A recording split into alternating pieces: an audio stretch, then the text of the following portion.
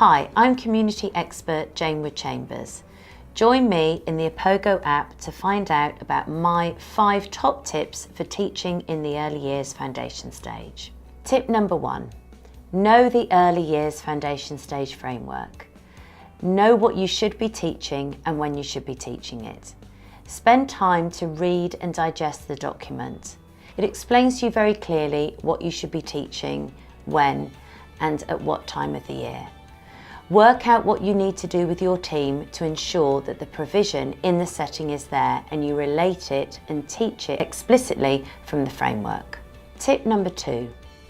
From the framework, give the pupils, all the pupils, the 3-year-olds to the 5-year-olds, the experiences that they need to be able to achieve their benchmarks. Make sure that you give pupils equal experiences inside the setting as well as outside. Use the inside teaching spaces and open up the doors and facilitate learning in the outside teaching spaces. Allow children to explore, to use what they know and like in the classroom and equally what they know and like in the outside space. Do not restrict the learning. Inside classroom needs to be replicated outside. Following on from tip number 2, it's very important to give your pupils the opportunity for play. We all know that they need to reach their benchmarks and we all know that they need to be ready for when they go into year 1 and begin the national curriculum. But allowing children the opportunity to play and learn through play is one of the most important aspects of the early years foundation stage. Children will learn through play if you facilitate that learning. Allow them to count the number of beans that they're planting outside and get a child to record it outside with a stick in the mud.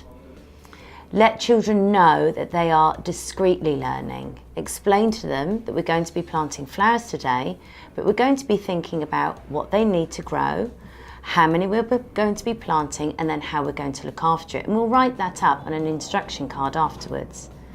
Make sure that you allow children to explore, to develop their curiosity and also then to take the learning in a direction that suits their individual needs. Tip number 4. While the children are doing all the learning and exploring, use all of your staff effectively. Work together as a team.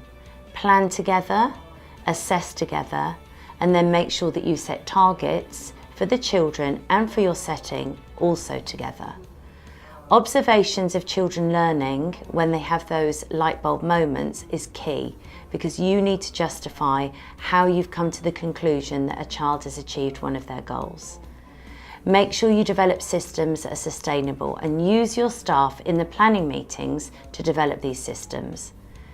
If people are walking around with clipboards or with cameras or with iPads, make sure that there's enough clipboards to hand, make sure the cameras are charged, make sure the iPads are ready to be used.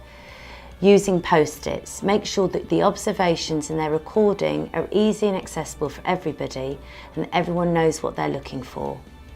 Share best practice and use your staff effectively to know, support and enable the children to learn and grow. The last and probably one of the most important tips is engaging with the parents and the families. The children are between 3 and 5 in the foundation stage, and it's very important to make sure that the parents use what they see and know of the children at home to feed into what you see and know in the classroom. Their observations are equally important to feed in to the pupil profile. If a child at the weekend has learned to tie his or her shoelace, the parent needs a way of letting you know that, because then you can also give them the opportunity to do it in the classroom, and then they've achieved one of their targets. Engaging with the parents will also allow you to make sure that you are enabling parents to replicate the good practice that's going on in the classroom and for you to replicate the good practice that's going on in the home. Working together to encourage children to read, to self-care, to look after themselves, and for them to know that they are part of a community. Thank you for listening to me today, and for more teaching tips, browse through the videos below.